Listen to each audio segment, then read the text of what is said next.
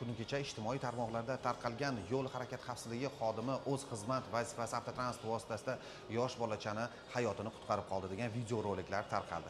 16 gacha yordam ko'ring, bolani mazasi bo'lmayapti. Bolani mazasi bo'lmayapti. Keling ushbu videorolik bo'yicha batafsil sizga ma'lumot berib o'tamiz. Choy ichib o'tirdik, yiqilib tushdim. Potoga tushib boshladi. Og'zidan qon ketishni boshladi. Hammamiz nima qilishni bilmay, onasi bolani ko'tardi, men yo'lga o'tirib, mashinaga o'tirib 16-bansiga yo'l oldim. Yo'lda gai xodimimizni ko'rib turib, signal chalib, yordam so'rashni boshladim. Akam yordam so'rab 16-bansigacha olib bordilar. Lekin rahmat deshga ulgurmadim. Rahmat deshga ulgurmaganim sababli o'sha video registratorim bor edi boshida. Video registratordagi zapis olib bitta-bitta chiqardim. Siz mobil guruh komandiri kattalar ulashni qildim. Xizmat vazifamni o'tayotgan vaqtimda Bunyodkor ko'chasi Matiz rusumli davlat raqamini signal berdi. Bolasi kasalligini aytib 16-bansiga yordam so'radi.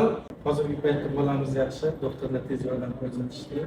Yaxshimiz yo'l harakati xavfsizlik xodimlariga rahmat. Aslida buni holatda ko'p uchrab turadi, ish faoliyatida Ushlab turadi. Bolalarimiz xavfsizligi, sog'ligi doimiy biz uchun birinchi o'rinda. Kattakon rahmat. Sizlarning borligiga shukur, xizmatingizga rahmat. Bu har bir daqiqa, har bir soniya biz uchun muhim edi. Mana qizimiz yaxshi. Ko'zi qora, yuragi oq.